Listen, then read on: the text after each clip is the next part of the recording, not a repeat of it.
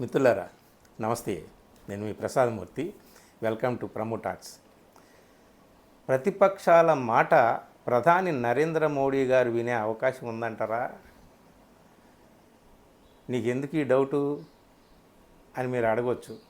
ఏదో కొద్దో గొప్ప ఎక్కడో ఆశ ఉంది, వింటారా లేదా అని.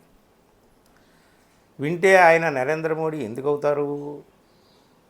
పేరు మోడీ, మనిషి మొండి కదా అని మీరు ఎవరైనా అనవచ్చు. బహుశా అది కూడా నిజమే కావచ్చు. కానీ దేశానికి సంబంధించినటువంటి వ్యవహారం కదా. దేశ భద్రత, దేశ రక్షణ, దేశ సార్వభౌమత్వం, వీటికి సంబంధించినటువంటి విషయాలు కదా. ప్రతిపక్షాలతో మాట్లాడాలి కదా. ప్రతిపక్షాలన్నీ కూడా గుండెలు బాదుకుంటున్నాయి. అయ్యా, మీరు అర్జెంటుగా పార్లమెంటు జాయింట్ సెషన్ని ఏర్పాటు చేయండి. మీరు మాకు వివరించండి ఏం జరిగిందో. మాకు అసలు ఏమీ తెలియటం లేదు.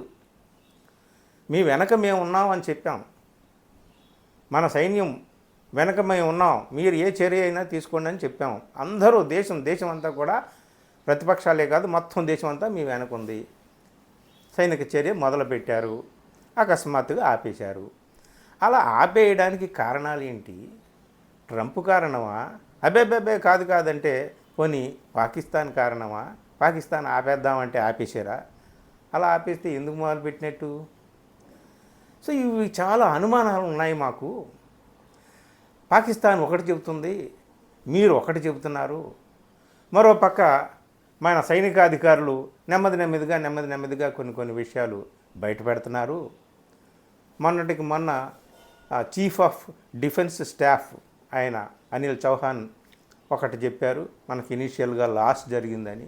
పాకిస్తాన్ వాళ్ళు 6 ఇండియన్ జెట్ ఫైటర్లను మేము కూల్చేసామంటే అబ్బే మనకి ఏమీ నష్టం జరగలేదని మీరు చెప్పారు. మరి సైనికాధికారులు ఏమో ఒకటి చెబుతున్నారు. ఇంకొక పక్క ఎయిర్ ఫోర్స్ మార్షల్ ఆయన అసలు ఏ ప్రాజెక్టు పూర్తి కావటం లేదు అని చాలా అసంతృప్తి వ్యక్తం చేశాడు ఇటీవల. ఇవన్నీ ఒక ఎత్తు. మనం చేసినటువంటి దాడి కావచ్చు, యుద్ధం కావచ్చు, సంఘర్షణ కావచ్చు, అందులో మనం పొందిన విజయం ఎంత, మనం పొందిన నష్టం ఎంత, మన సరిహద్దు గ్రామాల్లో ఏం ప్రాణ నష్టం జరిగింది, ఎంత నష్టం జరిగింది, ఏ కారణాల రీత్యా మనం ఈ సంధికి లేదా ఈ కాల్పుల విరమణకు అంగీకరించాము, మనం ఏం సాధించాము, ఇవన్నీ కూడా మాకు చెప్పండి అని చెప్పేసి వీళ్ళంతా కూడా, ఇండియా బ్లాక్ అంతా కూడా సమావేశమయ్యి ప్రభుత్వానికి నివేదన సమర్పించుకుంది. ఈ మాట వినాలని ఏమన్నా ఉందా? ప్రతిపక్షాలు చెప్పినటువంటి మాట. ప్రతిపక్షాలు అయ్యా మణిపూర్ వెళ్ళంటే తగలబడిపోతుందంటే విన్నారా? బీహార్ వెళ్ళాడు ఆయన. అసలు చాలా విచిత్రం అన్నమాట. మనకి ఎవరైనా ప్రతిపక్షాలు, ముఖ్యంగా ప్రతిపక్షాలు ఏమైనా అంటే దానికి వ్యతిరేక పక్షంగా చేయడం అనేటటువంటిది నరేంద్ర మోడీ గారికి వెన్నతో పెట్టిన విద్య. ఉదాహరణకి ఏప్రిల్ 22న పహల్గాంలో ఉగ్రవాదులు దాడి చేశారు కదండి. ఆయన విదేశీ పర్యటనలో ఉన్నాడు. సరాసరి రాగానే దేశాన్ని ఉద్దేశించి ప్రెస్ కాన్ఫరెన్స్ పెట్టి లేదా ప్రతిపక్షాలతో సమావేశమై మాట్లాడతాడు అనుకున్నారు. కానీ హుటాహుటిన ఏకాఏకిన బీహార్ వెళ్ళి అక్కడ నుంచి ఉగ్రవాదులకు అల్టిమేటం జారీ చేశాడు. తొడగొట్టి సవాల్ చేశాడు. మిట్టి మే మిలా దేంగే, ఘర్ మే ఘుస్కే మారేంగే అని ప్రతిజ్ఞ చేసి వెళ్ళాడు. అందరికీ ఆశ్చర్యం వేసింది. బీహార్ వెళ్ళి మాట్లాడడం ఏంటి? ఇక్కడ ప్రతిపక్షాలు ఉన్నాయి కదా, మొత్తం దేశానికి అంతటికీ ప్రాతినిధ్యం వహిస్తున్నటువంటి అన్ని రాజకీయ పక్షాల ప్రతినిధులు ఉన్నారు కదా. అఖిలపక్ష సమావేశంలో ఆయన వచ్చి వివరించాలి కదా. 2 సార్లు అఖిలపక్ష సమావేశం పెట్టారు, ఒకసారి రాలేదేంటి మహాప్రభు అంటే, హే మీరు రామంటే నేను రాను అన్నట్టుగా ఆయన వ్యవహరించాడు. పైకి అనలేదు, కానీ వెళ్ళలేదు కదా. కనీసం ఇప్పుడైనా అఖిలపక్ష సమావేశం పెట్టండి బాబు అని నేను చెప్పి ఆయన్ని వేడుకుంటున్నారు. వింటాడు ఆయన? మొండి కదా, జగమండి కదా. సమస్యలు తనకు తోచిందే తాను చేస్తాడు. సో బీహార్ వెళ్ళి అక్కడి నుంచి ప్రతిజ్ఞ చేసి మళ్ళీ 4 రోజులు పోయిన తర్వాత మళ్ళీ మొన్న బీహార్ వెళ్ళి, ఇదిగో నేను ఇక్కడి నుంచి ఒక ప్రతిజ్ఞ చేసి వెళ్ళాను, మీకు ఒక మాట ఇచ్చాను, ఉగ్రవాదులను అందరినీ కూడా ఏరి పారేస్తాను అని చెప్పాను కదా, అదిగో ఆ పని చేశాను, ఆ ప్రతిజ్ఞ నెరవేర్చుకున్నాను, మీకు ఇచ్చినటువంటి మాట నెరవేర్చుకొని ఆ మాట చెప్పడానికి మళ్ళీ ఇక్కడికి వచ్చానని చెప్పి 4 రోజుల్లో మళ్ళీ బీహార్ వెళ్ళాడు. అందరికీనేమో డౌట్, ఇదేంటిది? నరేంద్ర మోడీ గారు ప్రధాని బీహార్కా లేకపోతే దేశానికా? దేశం ముందు ప్రతిజ్ఞ చేయాలి, దేశానికి చెప్పాలి నేను ప్రతిజ్ఞ నెరవేర్చుకున్నానని చెప్పి. సో దేశానికి అంతటికీ కూడా తిరిగి చెప్పలేడు కాబట్టి బీహార్కి వెళ్ళి బీహార్ నుంచి బీహార్ వేదికగా దేశానికి అంతటికీ చెప్పాడని చెప్పాలి మనం అనుకోవాలా? కాదు కదా. దేశానికి అంతటికీ ప్రాతినిధ్యం వహిస్తున్నటువంటి ఎంపీలు అందరూ కూర్చునేటటువంటి పార్లమెంట్ ఒకటి ఉంది కదా, ఆ పార్లమెంట్లో సమావేశమై ప్రతిపక్ష నాయకులకి అన్నీ చెప్పక్కర్లా. మన జెట్ ఫైటర్లు, మన రాఫేల్ విమానాలు కూలిపోయాయని చెప్పి దేశానికి ఏం చెప్పక్కర్లేదు. అది భద్రతకు సంబంధించినటువంటి వ్యవహారం కాబట్టి కనీసం దేశానికి దేశంలో ఉన్న నలుమూలల ప్రజానీకానికి అంతటికీ కూడా ప్రాతినిధ్యం వహిస్తున్న ప్రతిపక్షాలకు చెప్పాలి. బీహార్ ప్రజలకు చెప్పడం కాదు. బీహార్ ప్రజలకు చెప్తే దేశానికి చెప్పినట్టు కాదు కదా. అది ప్రతిపక్షాల గోడు. మాకు చెప్పండి నాయన, మాకు ఎప్పటికైనా సరే అఖిలపక్షం ఏర్పాటు చేయండి. సరే అఖిలపక్షం, సరే అఖిలపక్షానికి మీరు రారు. ఎందుకంటే అఖిలపక్షం అంటే మీకు అంత చిన్నచూపు కావచ్చు. కొన్ని పార్లమెంట్ ఉంది కదా, పార్లమెంట్ని సమావేశపరచండి అని చెప్పి వీళ్ళు అంటున్నారు. కాదు, బీహారు ప్రస్తుతం ఆయన బీహారే వెళ్తారు. మళ్ళీ బీహార్ వెళ్ళి మళ్ళీ అక్కడ చెప్తాడేమో మనకు తెలియదు. కానీ ఇదండి విషయము.